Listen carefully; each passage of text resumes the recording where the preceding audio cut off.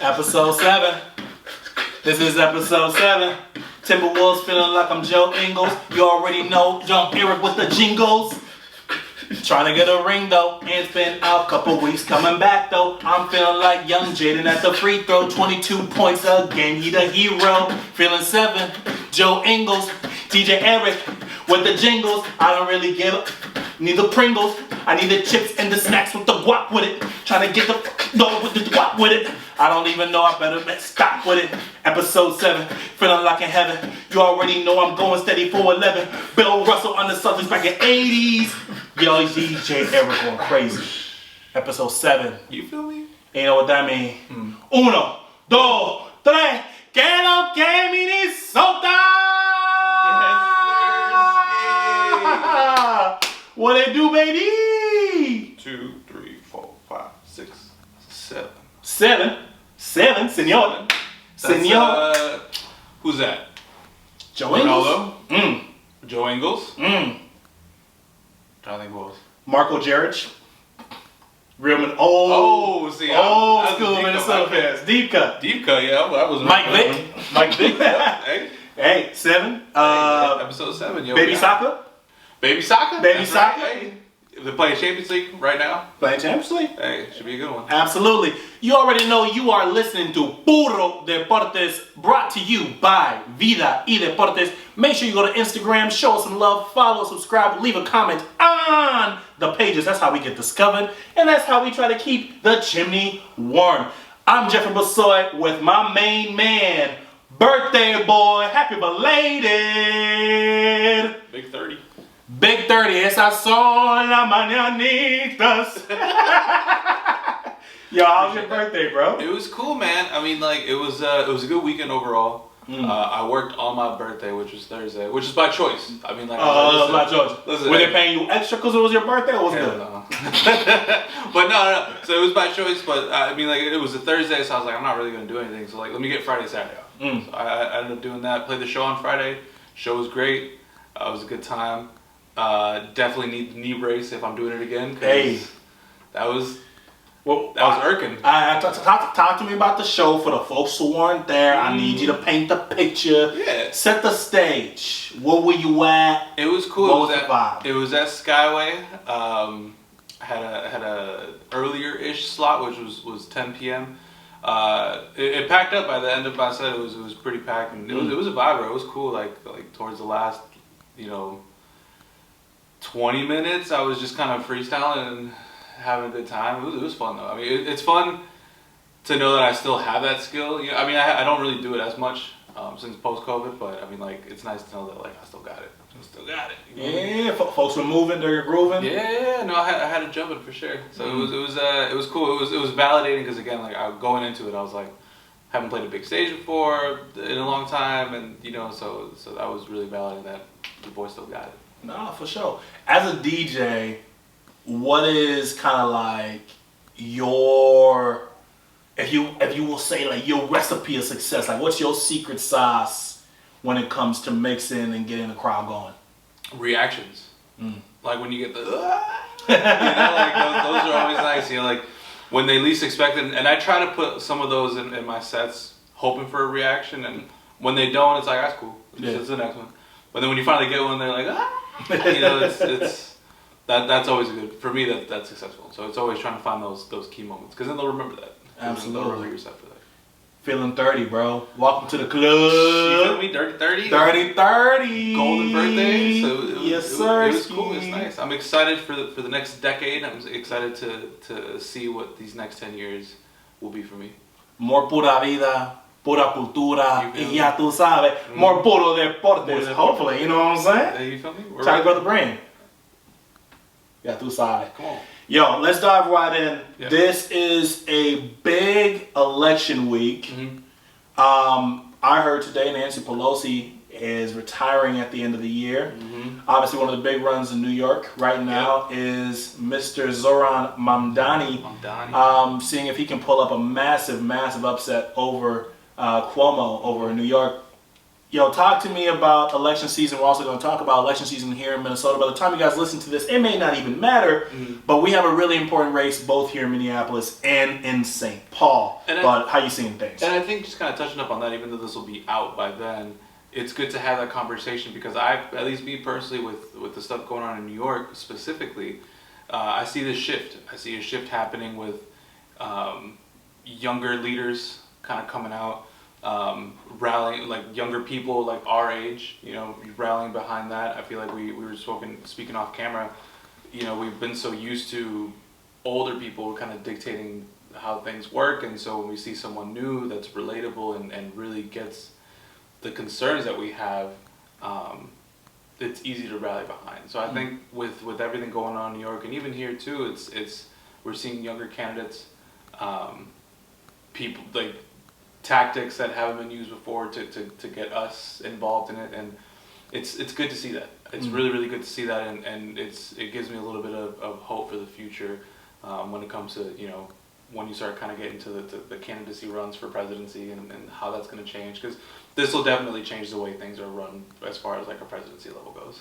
Oh yeah, for sure. I mean, I've said for a very long time as it pertains to Democrats in general, Democrats have a really uphill battle as it pertains to messaging, as it pertains to outreach, as it pertains to just overall sharing what it is that they do, right? And especially for young voters who may not be like me, I read probably like 10 different articles from different news sites. I listen to a bunch of political podcasts on top of all the sports stuff.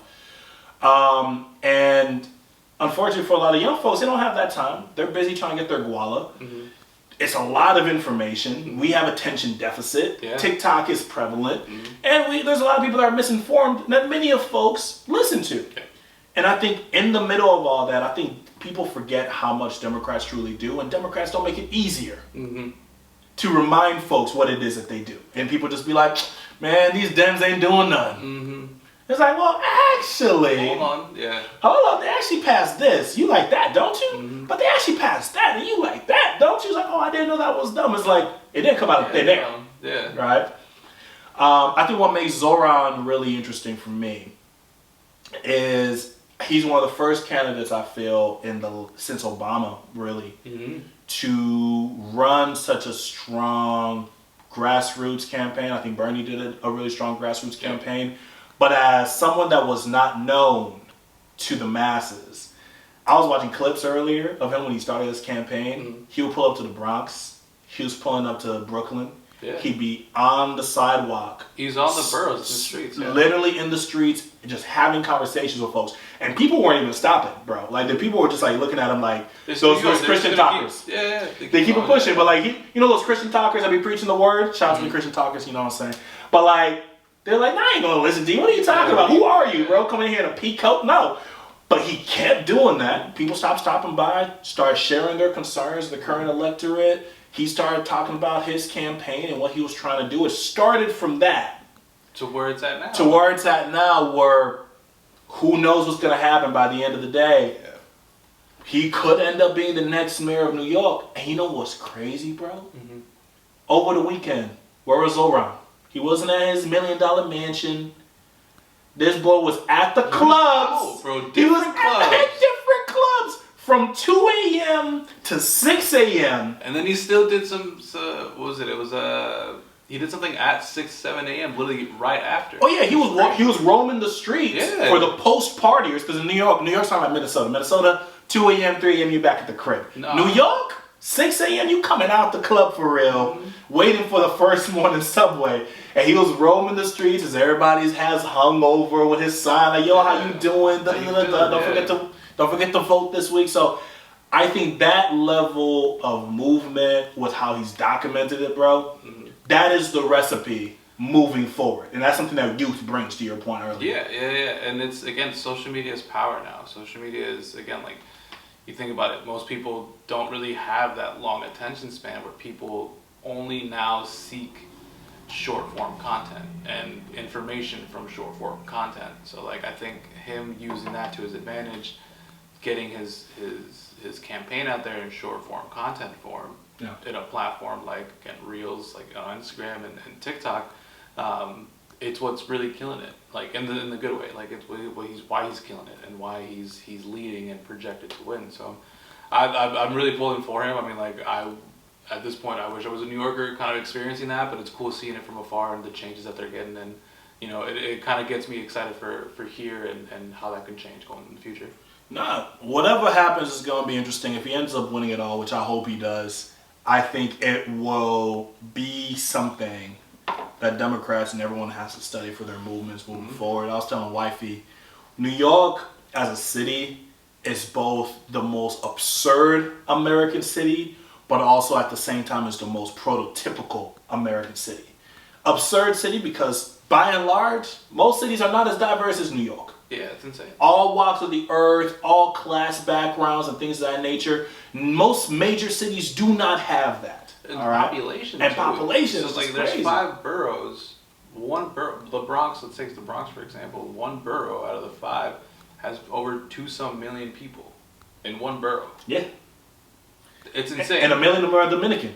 Yeah, you shout out the Dominicans. Yes, sir. But it's crazy to think that one borough out of 5 has over 2-some million people. 1 out of 5, which it's huge. So it's again like massive. for a change in a campaign like this to be happening in such an influential city with so many different people, I think can definitely sway the way things go going forward. Absolutely. And the other side of it, what makes New York also like a prototypical city is that it is the capital of capitalism. You know what I'm saying? So on one hand, it's absurd and unlike anything else in the U.S., but on the other side, that American dream, the feeling that you can hustle and grind and grit your way to the top, that is the American ideology. So if he's able to become the mayor of that city, that monstrous city that we know of and we've been describing, successfully do it, it changes things. Amen. Amen. It could be exciting times ahead. It could be. Listen, it could be. Again, like you said, like this is giving me 2008 Obama hope. You know what I mean? Like that's, like we can do it. Amen. And people have been needing hope. Yeah. Speaking of hope, we got to talk a little bit about the Minneapolis elections. I think, obviously, people here are voting. We have a tiered ranking system, which basically says that... Which I learned about, actually, for the first time. Yeah, what did you learn? How do you understand the ranking system right now? So I learned, I've been doing some research, again, the last couple weeks. And I've recently found out that was the thing, the ranking system. Like, if no top candidate gets over 50% of the votes, they now count the second tiered, which is like kind of crazy. Yeah. If you think about it, which makes sense. I think there's 3 of the candidates that kind of join together. Like, hey, listen, like, let's put essentially let's put the 3 of us as the top 3. Like, obviously, like your own campaign is your first, but like kind of teaming up for the tier system, which is like kind of good, but like it's kind of weird for me because I didn't know about that. So this is actually my first time voting in Minnesota, not presidential. So it's been an experience, for sure. Like I should have been doing it before, but this has been an experience. It's all good. You're doing it at the right time. Yeah. And obviously, this comes down like if you're someone right now who is uncertain about how you want to vote, but you're like, I really don't like Jacob Fry, right? If you do like Jacob Fry, and you're like, yo, I want continuity. The world is murky. It's crazy. He's not the best, but he's done all right, and I respect the work that he's done. Then go ahead and rate Jacob Fry. But if you're someone that's clearly like, I don't like Jacob Fry, period, do not rank him in your top 3. Because essentially, like Eric was saying, like, if no one gets 50% of the electorate, then those second place votes then get added to those first place votes. And so if he ends up getting ranked, but maybe he's not your first, but he is second or even third, should he push down to that, that's how he could end up winning, right? So if you're over here at home like, yo, I know I don't like Fry, so I'm going to put him last. It's like, no, just don't put him at all. Don't rank Fry. You've seen some folks talk about that. Don't rank him if that's the way you're moving. But also, if you're trying to keep Fry because this world is crazy, Trump's been talking crazy, you want to protect sanctuary cities, and you believe that he's the person to kind of hold this down and keep this ship together, even if it doesn't lead to the full progress that you might want, maybe Jacob's for you. So you gotta weigh your options up as it pertains to that. We have a nice spread of options. I think it's just kind of really deep diving and getting to know everyone. I guess it's election day today, so by the time this comes out, it's we'll probably know who won at this point. But for future elections, it's always nice to kind of know a really deep dive and get to know those candidates and what their policies are and really compare and contrast. Mm-hmm. It's a lot easier to find these days. There's websites that literally make it so easy for you to kind of see what their different policies are. Places like TikTok now have a lot of great pages that will also do the same thing for you. So I think it's good moving forward. No, absolutely. And obviously in St. Paul, Melvin Carter is also running for re-election. So you're over in St. Paul. Obviously, show some love to Mr. Melvin, but honestly, the candidates in St. Paul are all solid too. So do your research. NPR News, Sahan Journal, highly recommend checking them out. If you're like, yo, I don't know where to go, definitely go check them out. They always do a really nice little detailed job, make it really easy for you. Quick little 3-minute read before you go to the voting box. The most important thing, get out and vote. It's a privilege to vote. It's a privilege to vote. And I think on top of it, bro, there are so many Americans that don't have the privilege of voting. And some people might hear that and be like, well, if they're Americans, what do you mean they don't have privilege to vote? There are so many non-Americans who are American, who have been here forever, who are not American citizens proper, who cannot vote. There are millions of them. So when you're choosing not to vote, even if you're lost, you're essentially taking a vote away that could help support your neighbor. Yeah. That could help support your friend. Maybe a friend of yours didn't tell you that they were DACA and that their parents aren't able to vote. And you're thinking about, oh, she's my best friend and she didn't tell me. That's why you got to go out and vote. It's not just about you. It's about your community and the people that you care about, regardless of where you stand. Just go out and vote. And I think that's where people kind of forget too, is that we get so focused as humans just thinking about us and how this is going to affect us, and we don't really think about the community, which is at the end of the day, this is what it's all about. Yeah. No, voting is power, man. Don't let people sway you into being like, man, voting don't matter. It don't matter. I'm in a blue community. I'm straight, man. Like, nah. Minnesota's been turning more red and red over the last 8 years. So thinking that you can just not vote is just not good enough. And I think we're at a clinical moment. All my young folks that are like, yo, Jeff, you talking too much, Unc. I'm sorry, B. Go out and vote. That's the love and the knowledge I can pass on to you. It is what it is. That's what Uncs do. That's what Uncs do. We hold the community together. You feel me? Stop playing, bro. Yes, sir. Yo, let's get into some of these sports news. Let's do it. I think the biggest Minnesota news right now. Big dubs. The boy done came back. We were talking for 2 weeks. The Carson Wentz scandal with the shoulder. Was he forced out there? Did he want to play there? Apparently he wants. Max Brosmer, do we want him to play? Yeah. JJ McCarthy back from the dead. They done pumped him up with some vibranium. Crazy, bro. I don't know what they did. The ankle was looking magnificent. Brand new. You know what I mean? Looking better than KD when he came back from the Achilles injury. Went to Detroit. Back in his home state. Yeah. I know the stats gonna say he only went 14 for 25 and only went for 126 yards, but I don't care. Matter. I want to talk about the 2 TDs. The Russian TD. The one hand. The one hand. I want to talk about the run. I just want to talk about the presence that is JJ McCarthy and what does that mean for the Vikings, bro? Like, just talk about the game. Just speak off the cuff, bro. I think for me, I knew it was raps when they had showed the video of like him meditating for 2 hours. Did you see that? He was like in the sidelines by himself, empty stadium, just like meditating. They said for 2 hours, which is insane, like or something like that. But he was meditating, and I think the injury might have been a blessing in disguise. It might have been some time to like really stop the time and for him to reflect. Because he came in, he looked good. He looked good. He didn't look perfect, but he looked good. The touchdown to JJ was nice. That was like, and honestly, like, had it been any other receiver, probably not. But when you got Jay Jettas on your team and make a one-handed catch like that with, put it on the plate. With a man on you, it's gonna happen. Yes, like, sir. You know, like, and his second touchdown was with his feet. he's quick on him. He's quick on his feet. So I think it's nice having a mobile quarterback that can scramble and actually get it done, and really isn't afraid to get hit too, because he hit the shoulder on homie. Hey, and then got the tutty. They were tugging on his ankle too. Yeah. I was holding my breath like, Lord, protect my son. It was crazy, but I think again, like, this is good for confidence. Do I think that this saves the season? No. Am I hopeful?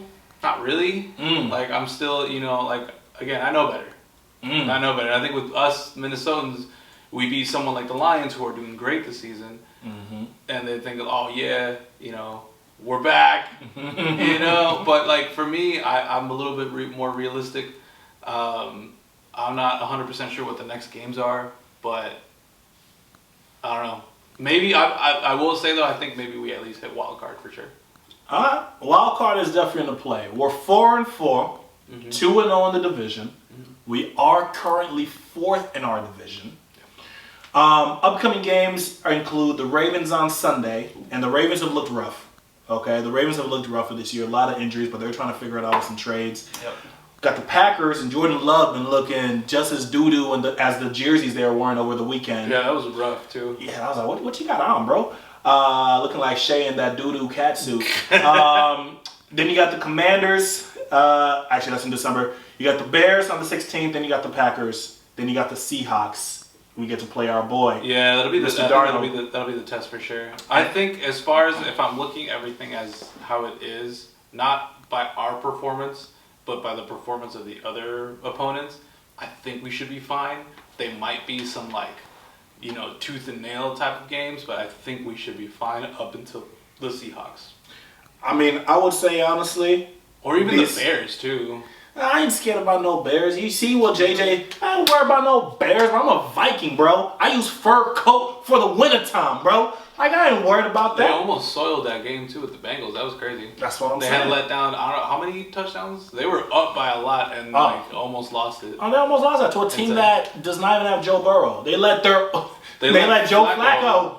40-year-old Flacco. That's crazy. Not to Joe, man. Not to us. I mean, I'll say this about the Vikings. Mm-hmm. Next 4 games, honestly, they should go this one at least 3-1.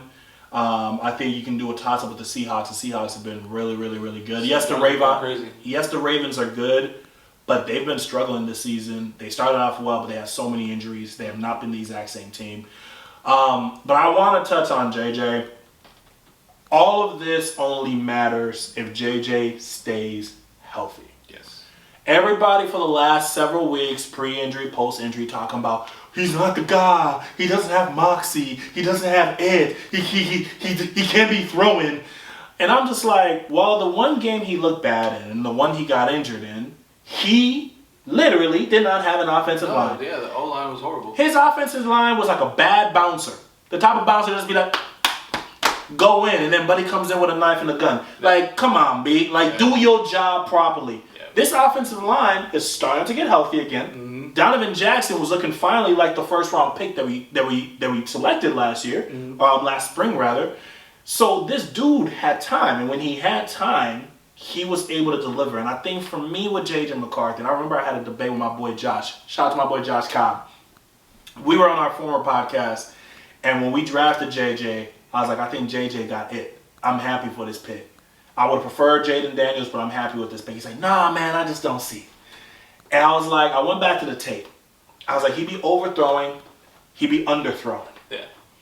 But there were certain qualities that he had that I was like, nah, you gonna be good, bro. Yeah. With a little development, I was like, I love how he can roll out of pressure. His scrambles are nice. He has an elite scramble game. Yeah. And that's something we haven't had from a QB in forever. Now, are you talking Minnesota QB or Minnesota QB? Okay. Minnesota QB. I mean, your elite quarterbacks can all scramble, or if they can't scramble, they have an elite offensive line, so they don't have to scramble. When was the last time you saw something like that from us? God, I really want to say Culpepper. No, like I hate to say but like an actual good quarterback. Yeah. I think Josh Dobbs had a little bit of that. Tavarius Jackson had a little bit of that. Forgot about that. Gus Gus was supposed to have a little bit of that. Ponder was supposed to have a little bit of that, but none of them were actually good QBs besides Dante. You know what I'm saying? Brett wasn't scrambling. No. Brett was just staying in the pocket and then hitting that bomb and was consistent with it. So I think, and even Kirk didn't have a scramble game. I think that was the thing that people hated the most about Kirk, was that when the play broke down, he would just take the hit instead of rolling over. I mean, Darnold had a little bit of a scramble game too. So Darnold had a little bit of a scramble game, and that's what I enjoyed with them, but it wasn't as fast. Yep. So when you got 6'6" linebackers breaking through your offensive line, coming through the seams like a siege, you have to be able to give yourself some pacing on the sides, still be able to check down, and make a play happen. Because how many times do we look at plays and we're like, yo, Buddy was open right there. Buddy was open right there. Why didn't you do the loud? Well, what happens is, I'm 6'2", I got 6'6" people in front of me. I can't really see. If I don't got the legs to get open and the poise to look down, and even though the pressure coming open, they draped over me and lob it. He has those small things that are elite. His mentality is elite. Locker room presence, bro. They love this dude, man. It's very college, which is again like it's they have not had. I can't remember the last time that they had something like that, and some of these college white boys be amped up too, and they like that, like that, like it gets me riled up too. Yeah. So, especially after a win, hell yeah, I'm running through a wall, it's I think it's a different type of energy. I think it's youthful, which I think that's what we've always needed. What do you mean by QB1 going into the locker room after the game, paint dry, soaking down, looking like a kiss mask? Coach Haddon's in the football. He over here still in game mode, talk about some. That's my quarterback. I will run through walls. That is a demon, brother. And he was looking like Michigan JJ. I'm gonna tell you this, which is nice. Brady loves him. I mean, they're Michigan boys. Yeah, I mean, but even outside of that, bro, Brady loves him. Yeah. Brady loves the way that he plays. So I'm hoping, listen, for me, play out the season, stay healthy, finish out the season however we can. Off season, I can see him and Brady linking up for sure. If they haven't already. And I'm going to say this. Remember when we were talking about when everyone was down on the Vikings, and they had to be. Yeah. I kept saying that for the Vikings, the most important thing for them to figure out this season, playoffs or not, is do they have a guy at quarterback? Mm-hmm. If they did not know and did not have enough data to showcase that JJ McCarthy could be a guy, then this season was a loss. Yeah. And I think the most important thing to your point is for him to keep staying healthy and for us to get data points. Win or loss, we just need to get data points to figure out what type of QB is he or can he be developed into? And I think the most important thing, Eric, this is the worst JJ McCarthy's ever going to be. Yeah. And that's scary. But not for me. No, not for me. Everybody else. So, I mean, as much as I hate to see the Vikings lose, as much as I hate to miss the playoffs, or as much as I hate to lose first round playoffs, I do think I'm actually, I'm comfortable with saying, hey, let him play out the season, just play football, stay healthy, see what you can get, and then develop in the offseason. After he's finished a full season. Because this is his first full season. Yeah. So to me, he's still a rookie. So, to me, he's a rookie too. I hate how the NFL be like, you played some games, second year. I'm like, dog, he's a rookie, bro. He didn't really play. Should the Vikings be buyers or sellers at the trade deadline now that JJ's back? I think there are things that they could definitely use. I don't think buying into the quarterback position even more is smart. I think that would, even though it would strengthen the depth for any situation, I feel like it's a confidence thing. So you don't want to bring in another quarterback. I mean, not for quarterback. You're not buying a quarterback, but other positions. Yeah, I'm saying I think other positions, yeah, absolutely. But I think in the quarterback, I think they have to avoid for confidence reasons. Yeah. But I think they need to go a little bit crazy on the O-line. Defense is looking a little bit more decent. I think when it comes to anything outside of those passes, we're getting killed. Yeah. we're getting killed. We're getting catches and cutting through, and we're kind of scrambling and kind of, you know, like we could bring out another cornerback. For yeah. Sure. So I think I miss dude that we traded this year. Can't buy him. Yeah, I'm missing him a lot. Yeah. Like it's tough, you know. But I think if we get another cornerback that's like glue, I think we'll be fine. But I think again it's solid. I'm a little after yesterday's performance. I wasn't too mad about it. Yeah. Or is it yesterday? Oh, Sunday. They blending together at this stage. You feel me? Yeah, I'm 30. But I think for me, like Sunday's performance, like it was like I didn't hate it, but I also wasn't jumping up and down as well. I think we'll make wild card. Depending on who we team up, we might win it, we might not. So, but I've been saying wild card. I've never said playoff even from the beginning, so I'm sticking to it. Sticking to it. Look, I think it's playoff or bust. If you get into the playoffs as a wild card or just straight up, it don't matter to me. Just get into the playoffs. A win's a win. A win is a win. You feel me? C's to get degrees. Moving on to another Minnesota team that is starting to figure it out. The Minnesota Timberwolves are currently 4-3 to start off the season. Shout out Jaden McDaniels. Jaden McDaniels. Julius Randle. Rudy Gobert last night. Rudy Gobert half the nights. Who else? Last night specifically. Dante DiVincenzo. Our starting five is yesterday they played great. I don't know if you saw yesterday's game. I watched the game. Yeah, they were passing the ball. Yeah. Everyone's getting great numbers.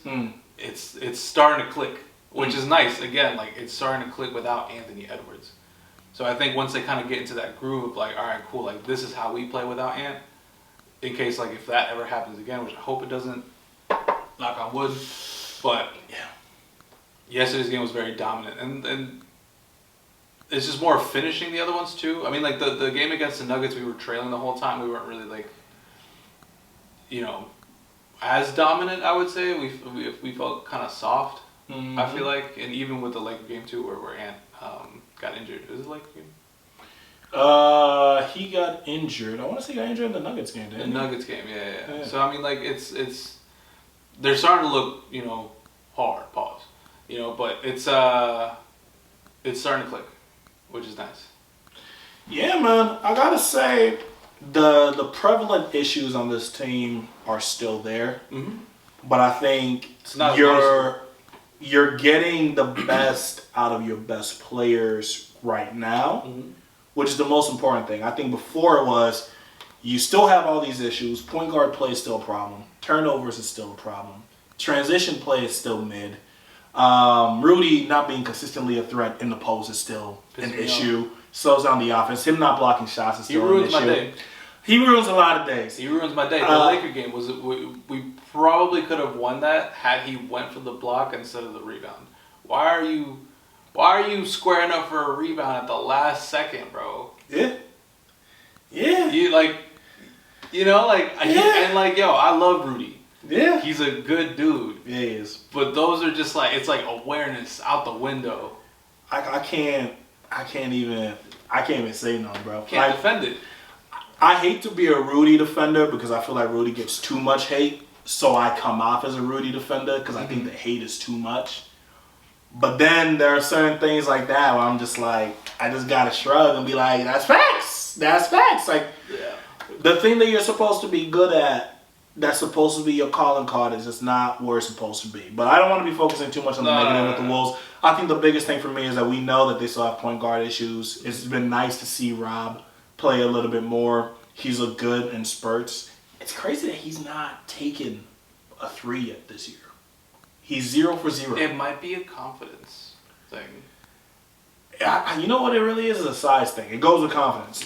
I was watching the game last night. He passed up like 3 threes. Yeah. And I think there's something about him being shorter. And obviously the length out there. We're talking somebody guarding him is probably going to be 6'4", 6'5". Oh, yeah. You have half a second to get a shot off in the NBA. People think, I'm going to get a shot off. No, you're not. No. You got half a second. You got to shoot with speed because someone's just going to come out. How tall is he? He's like 6. They say he's 6'3". I want to say he's 6 foot. Whatever it is, he's definitely not 6'7". So then to kind of keep on that point guard situation, what's going on with the Grizzlies? Ja Morant's pretty unhappy. There's chatter in, NBA Twitter, Timberwolves Twitter, talking about what if Ja Morant came to the Minnesota Timberwolves. Down to this. What are you thinking? What are you thinking?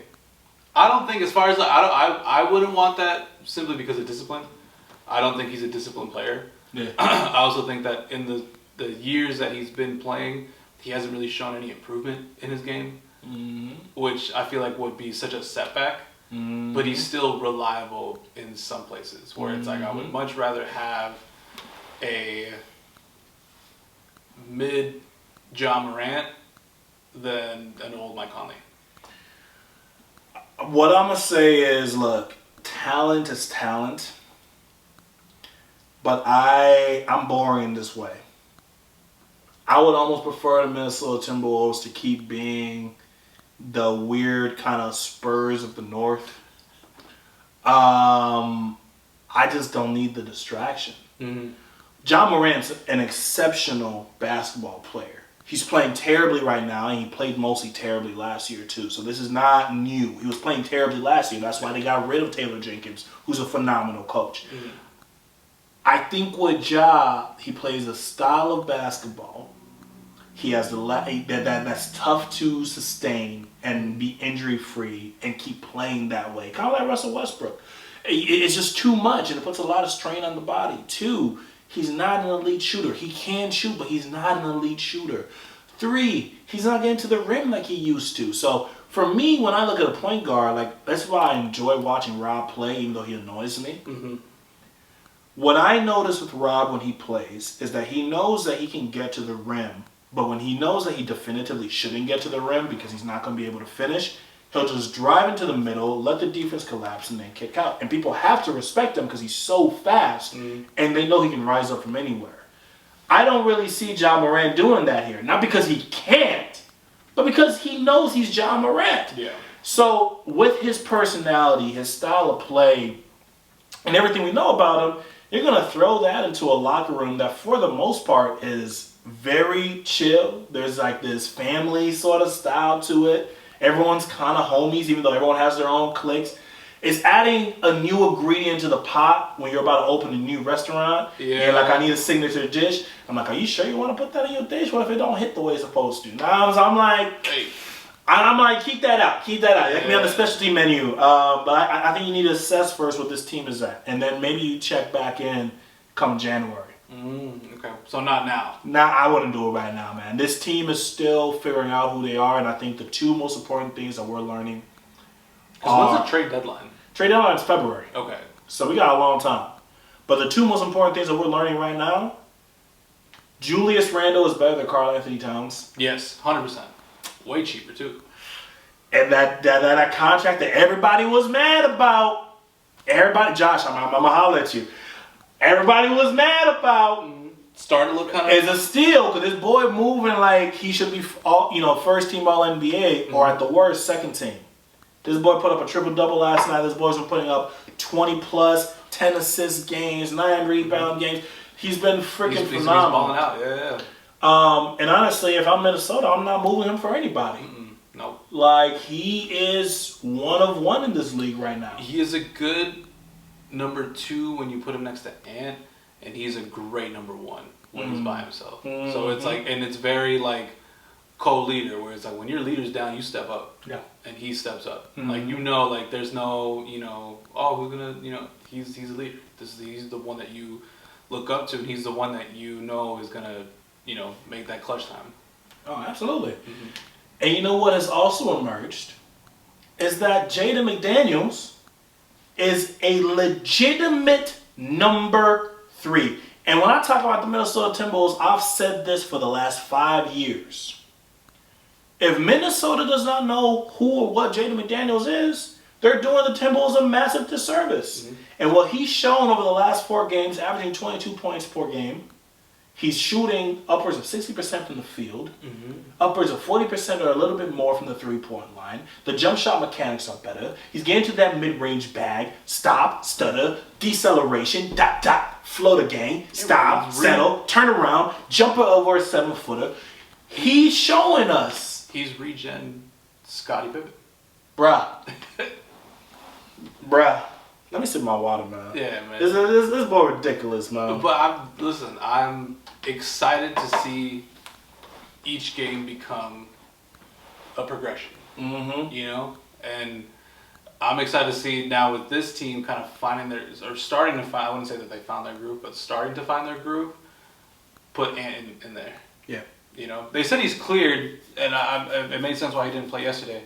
So I would expect him to play maybe this next game or the game after that. Mm-hmm. So I think we will be seeing Ant pretty soon and see Yeah. how that works. And he gets fired up. What's nice is that he travels with the team. Yep. And he's there with them. He got a tech for what? He was standing up and, you know, like, he's getting texts off the game. Yeah. You know, like, that's real passion. So I think, again, like, the camaraderie is nice.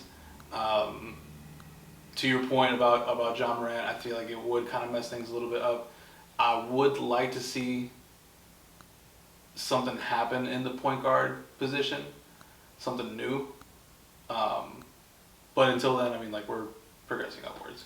Yeah, man. I think it's a really exciting thing. I think with Anthony Edwards, I always like thinking about Anthony Edwards and how he views a team and what he feels that he needs to do when he comes back.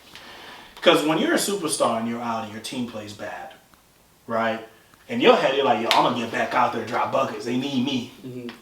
But when your team comes out there and they're not only surviving without you, but they're thriving and they're adding elements to the game, especially when you're a scorer. If I'm Anthony Edwards, I'm coming back and I'm like, I don't need to go as hard when I'm back out here. Maybe I should be playmaking a little bit more. And then I pick and choose my spots. I think that's where for Anthony Edwards, for me, I would love to see him blend that a little bit better. And pick kind of see where he can fit into and still be great. Oh yeah, not saying he shouldn't score 30. No. All I'm saying is that he doesn't need to take charge of every possession like he typically does. Yeah. Like, I've been enjoying these Julius bulldoze minutes. Like, you mean to tell me you can't just let Julius initiate, let him bulldoze, and then you just get to get easy buckets off the fact that people have to send 2 or 3 his way? Mm-hmm. Sounds like easy basketball to me. Yeah. So it's gonna be exciting. Hopefully it clicks. Yeah, let's see. Do you know who we have next for the next 3 games? Next 3 games for the Minnesota Timberwolves. Let me pull this up real quick. Have you gone to a game yet this year? Bro, with what money, bro? These tickets and this crazy. is why the podcast. Come on. Hey man, hold on. But you were asking me about the Timberwolves' next schedule. Coming up, they got the Knicks. That's gonna be a good game. Mm-hmm. Then they got the Knicks in New York, because they're in New York right now. They just played Brooklyn, right? Yeah. So they're gonna play New York in New York. They got the Jazz. That's gonna be at home. NBA Cup game on Friday. Kings on Sunday. And then Monday night they play the Jazz again. So honestly, I'm seeing 4-0. I ain't gonna lie to you. Yeah, I think like anyone is most excited for the Knicks game. We've had some good matches. I don't know if you saw the preseason match. That was a really intense one. Mm-hmm. We were putting belt to butt pretty much, but it was good. It was nice. So I'm excited to see how this is gonna go this time around. So it'll be fun to watch for sure. Absolutely. Question. Talk to me. But then we can switch. What would you, in a perfect world, what would you pick from the deadline, like from the trade deadline, as a point guard for the Wolves? I think it's just so hard. It's just so hard for me right now. I think... Like ideal, like realistically. Realistically, the point guard I would bring, and no one's going to be excited about this because it's not sexy by any means. Here are the point guards that are interesting to me. Drew Holiday. Okay. With Portland. Because again, we need a point of attack defender. That's why Jalen Clark has become so important. Yep. But Jalen Clark can't really create offense. Yep. So Drew Holiday with Portland right now, they have 3 point guards. 2 of them are injured, but Drew makes a lot of sense, and he wouldn't be too expensive to bring over. I'm looking at Boston, who's currently floundering. Again, these are not sexy picks, but these are winning players. I really like Peyton Pritchard. Not sexy at all. He's not a guy who's going to give you 20 points per game, but he's a guy who's been averaging 40% from 3 for the better part of the last 3 years. And when that boy gets hot, he gets hot, and he has some of the best handles in the league. So when we talk about that turnover problem, you actually have a legitimate point guard you can run the offense through, but he can also play off ball. Yeah. Kind of like Dante's been doing, Yeah. but he's actually a point guard, Yeah. right? So I like Peyton Pritchard. Staying with Boston, I love Derek White. Derek White's cool. I love Derek White. I wanted Derek White. Olympic player. You know what I'm saying? And every team needs a Derek White. He has the size. Defensively, he's good. He's a three-point shooter. He's bald. Great beard. You know what I'm saying? Came from the Spurs. The last time we brought a Spurs player over, Kyle Anderson, he played pretty well. Mm-hmm. But all that to say, I really like Derek White. So there's a theme in where I'm going to here. Yeah.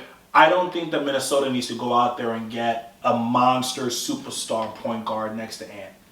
And right now, the way Julius is playing, a lot of people have thrown out Julius Randle for De'Aaron Fox because they're seeing that Dylan Harper is playing really well and Stephon Castle is playing really well. Yeah.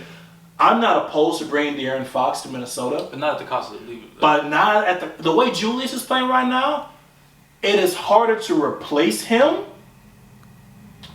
And also, low-key, you kind of might be losing that deal just because he's on such an amazing deal right now. Mm-hmm.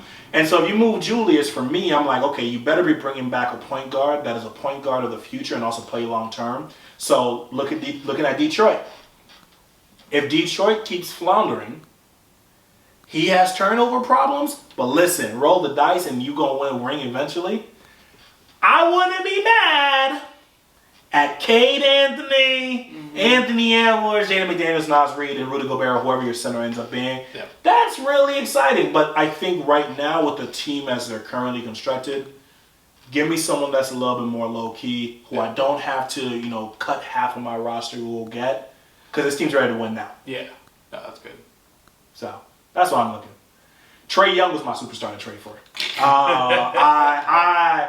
I've been saying Trae Young next to Ant makes a lot of sense. It would be very interesting to see that. I think it's good. I would like to see that dynamic. Oh yeah, he was the one I wanted. I mean, listen, like no one expected the Luka move, so I mean, like not that I think that we're gonna get some. Hey, there's some gambling stuff going on behind that Luka move. Hey, but if I speak, I'm in trouble. If I speak, I'm in trouble. Allegedly. Lastly, I wanted to close us out with a little bit of a game that I called Good for Minnesota. So I got a list of different famous Minnesotans, some that you might know, some that you might not know. Yeah. And I just want you to answer if they're good for Minnesota and why. There are actors, there are athletes, there are artists, and there are content creators as well. Sweet. And when we say good for Minnesota, it basically just means like, look, they represent us well and we're proud to have them. We're like, I don't know, this is kind of sus now. I don't know if this is really how we're trying to represent on the national stage. Yeah. You got it? Let's do it. Let's do it. All right. Chet Holmgren, NBA champion.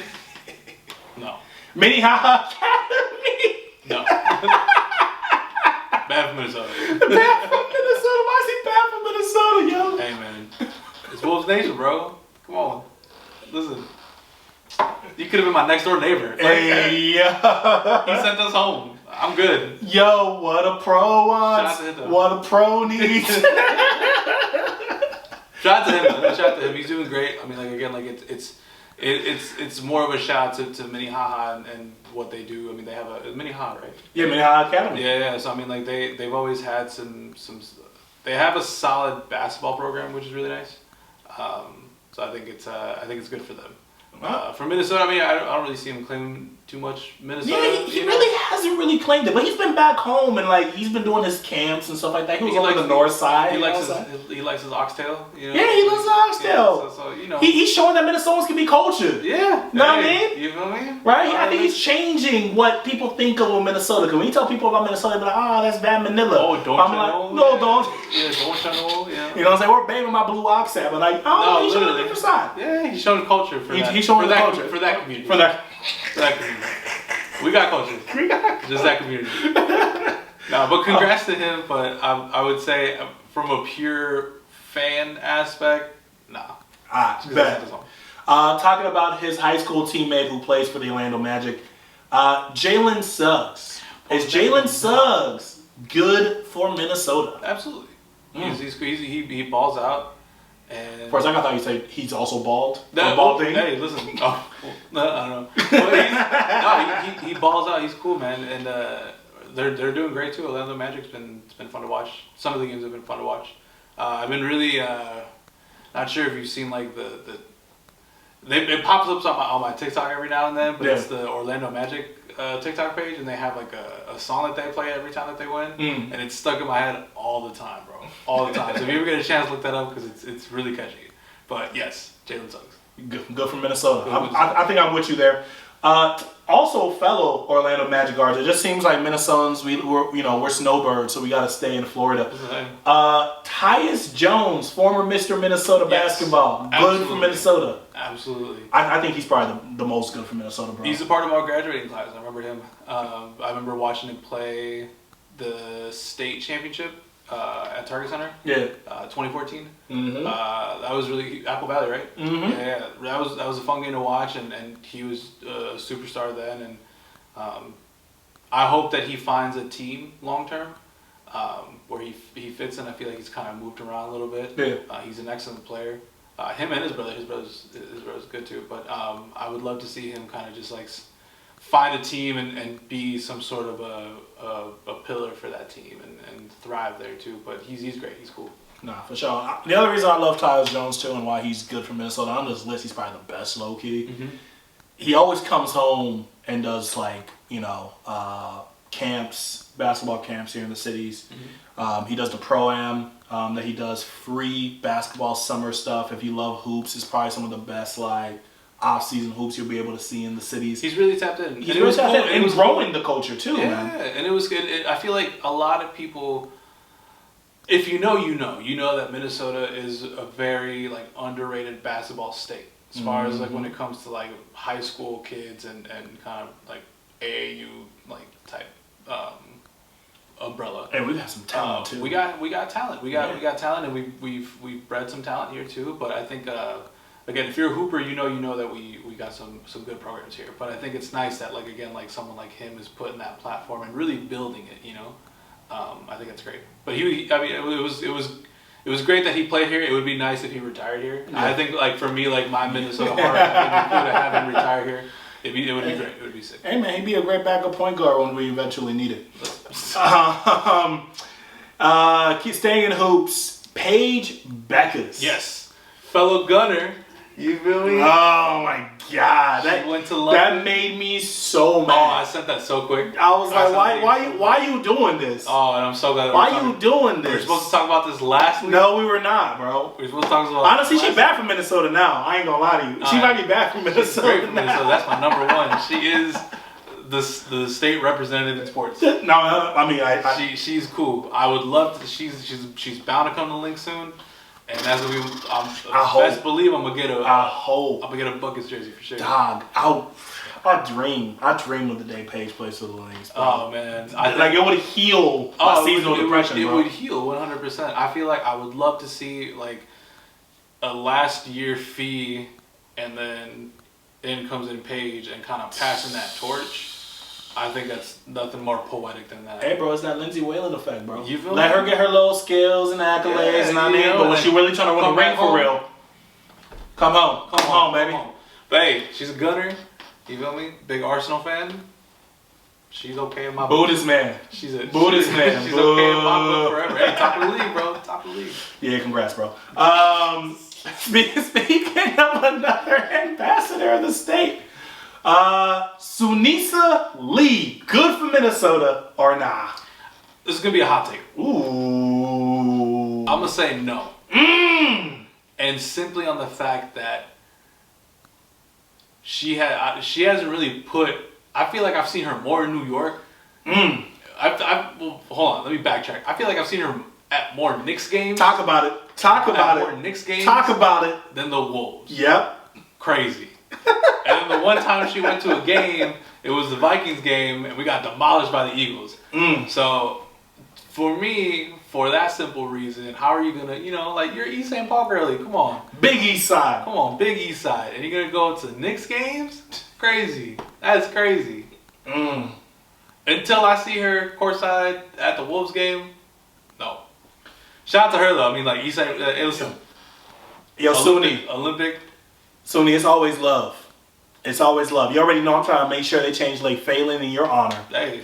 Nah, man, I can't wait till they name it the Greater Sunni Side. The Greater Sunni Side is actually hard. That goes tough. You know what I'm saying? Trademark. But it's kind of tough knowing that I understand why you're in New York. You know, you're doing your fashion thing, you going crazy with it. But, you know, come courtside, man. Show Ian some love, bro. Like, come back to a Vikings game. You know what I'm saying? Bring the mojo back. You feel me? If I see Timothy Chalamet courtside before Suni Lee, East St. Paul Suni Lee. Hey. Timothy Chalamet more Minnesotan than her, I would say. Honestly, that's not false. He was Bob Dylan. He was Bob Dylan. He was Bob Dylan. He pulls up sometimes. Yeah, he does. In secret. So, and now he's cool with Ant. You know. Hey, he gonna be courtside. So all we're saying is you just gotta promote Minnesota a little bit more. That's all we're saying. You know what I'm saying? Listen. Put Minnesota on the map. We already know you to go, but we need other folks to know that Minnesota's the go-to. You know what I'm saying? Go support all you gotta do, pose a picture with the paparazzi, fresh fit. Black trees, Anthony Edwards jersey. That's it. That's all we're asking. Leather black pants. You know what I'm saying? That's Swagger, all we're asking. man. That's all we saying. Let the paparazzi catch you with the Timberwolves jersey, and you're good in my book. Absolutely. Then, hey, with the ball main. You know what I'm saying? Come on. You see the vision. So you see the vision, bro. Come on. We locked in. Listen, that's all I'm saying. Nah, Until man. then. Until then, she's not going for Minnesota. No. Next time, we're leaving the athletes. Young Gravy. Good for Minnesota or nah?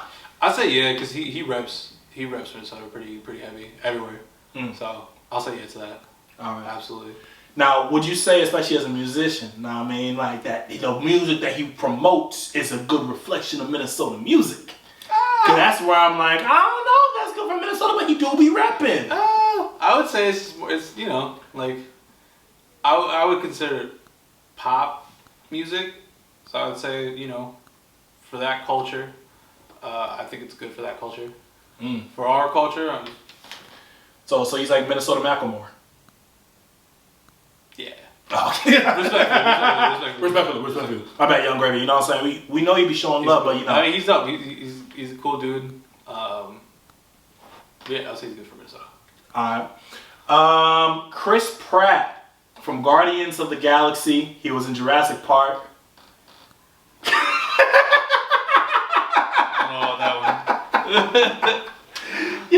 You not messing with Groot or the little raccoon dude? I'm not. I mean, like, hey, Chris Pratt. He was in Jurassic Park. He went crazy in Jurassic Park. Listen, if we're talking movies, yeah. We're talking movies, yeah, absolutely. But as a human being, you're as just like, I'm just like, yeah, nah, you can leave that Southern Minnesota ideology down there. See, I'm with you on that one. Phenomenal actor, bad for Minnesota because that's not what we're trying to promote. I hear you. You feel me? He not an ambassador. He know Suni Lee. He know Paige. Real facts. All right, the last two, I'm not sure if you're as familiar with them, but they always show up on my feed. Are you familiar with the OG Lightskins? No. All right. So the OG Lightskins are these brothers named Darius and Dominic. They have over 100,000 followers on Instagram, and they do sports content that just makes fun of current sports moments. Okay. So they'll go out to a basketball court and like just do little sports skits on the basketball court. They'll do football stuff. They do some really dope stuff, and then randomly, I thought they were just some LA kids. Then they started rocking a lot of Minnesota Vikings gear. And I was like, people don't rock Vikings gear. Like, we're not one of those teams that you just rep just because you just want to throw it out. When you rock Minnesota, you really from there? Or Moss and Carter really got you, or AP, right? Yeah. And then it turns out that they're from Minnesota, bro. Oh, hey, shots. Influencers, bro. I gotta check that out, because I might have seen their stuff, and I just didn't know that they were here. Because I feel like when it comes to like content creators, I always, and if I don't see a noticeable backdrop, I just think, oh, they're from LA. LA or somewhere in Texas. Yeah. Or Miami. Yeah. So I'm like, like they're from a bigger city. Yep. So then it's when they start kind of getting a little bit more niche, it's like, oh, wait, hold on. So I think it's cool. So I might have seen them, but it's good for Minnesota. I'm gonna say good for Minnesota because again, we don't think about Minnesota being that sort of the mainstream, and with the influencer game is a different game altogether. And they've been killing it. That's great. And if they're killing it and also repping city, I love it. Yo, Darius, Dominic, would love to have you on the podcast when you guys are ever back in Minnesota. Pull up. Let's talk sports, man. Let's talk content creation stuff. Let's talk Minnesota pain in sports. Minnesota pain in sports is crazy. Final influencer type you may or may not have seen either. Influencers on TikTok and IG. Are you familiar with the Content Machine? Yes. Yeah. So this is Michael Mazzitelli and Tyler John Perry. They're from here? They're from Minnesota, bro. Oh, see? They're from Minnesota. I knew they were from Minnesota because they started doing they actually started off doing Minnesota content before they just did regular bizarre sort of content that's just so cinematic, bro. That's crazy. But they rep Minnesota hard, bro. Oh, I didn't know that. Hard. That's crazy. They got the life and the day of a Minnesota sports fan, the life of the day of a Northern Minnesota kid, a life in the day of I married my best friend we've been together for 10 years. We met when we were 16. It was what? They just they break down Minnesota culture so well, specifically that if you're not from here, it might go over your head. You don't get it, yeah. But it's so good, bro. I love niche content like that because it hits. It's you're yo, yes, what? Yes, absolutely. This is what it is. No, I love that. I love that type of stuff. So go from Minnesota? Yeah, oh yeah, easily. I didn't even know that they were from Minnesota. Nah, they're from Minnesota, man. Because I feel some people they when they do sketches like that, they have a friend. Mm-hmm. That's like that, and they tell these stories. Again, most comedians, that's what they do. Is sometimes it's not their own stories, but it's a friend story. Mm-hmm. So I always. And I should assume hey, listen, if you're making that niche of a content, you're probably from here. Yeah. And I just automatically just don't assume that, which is so that's insane. That's cool. Nah, they're dope. The two of them are from Minnesota, to my knowledge, but they're definitely from Minnesota. Yeah. The rest of their crew, because they bring in side characters to be the girlfriend or to be the friend or whatever. I think a lot of them are LA based. I think they're based in LA now. Yeah. But they came back and they come back to Minnesota to shoot content all the time. And I feel it's such a sleeper place to shoot content. It is, bro. Really, really nice. There's a lot of different spots, a lot of different areas and things that you can do. So, shout out to them, man. That's sick. No, absolutely. Yo, this was episodio número 7, episode number 7. Yes, sir, throw them up. Is that 8, bro? Are you previewing 8 coming next week? Oh, that's 8. Coming soon. This is episode number 7 of Puro Deportes, brought to you by Vida y Deportes. Go ahead and follow us anywhere that you listen to podcasts. Spotify, we're on Apple now. Mm-hmm. Give us some likes, leave us some comentarios. Follow us on Instagram at Puro Deportes Pod, as well as Vida y Deportes MN. And yo, Eric, man, where can these folks show you some love so they know to pop out of your next party, B? Instagram, that's going to be at NOTBSMNTPAPI. You already know where to follow me, at the Jeff Bissoy, Bissoy. And you already know, it's Puro Deportes. Are Jeff and Eric good from Minnesota? Yes, I think that's a resounding hell yeah. And before we cut, we want to give a big shout out and a big good luck to the Minnesota United. Yes, sir. Game 3. This week, Saturday. Game 3. Best of luck, man. We need the W. Would love to see them continue to go in the playoffs.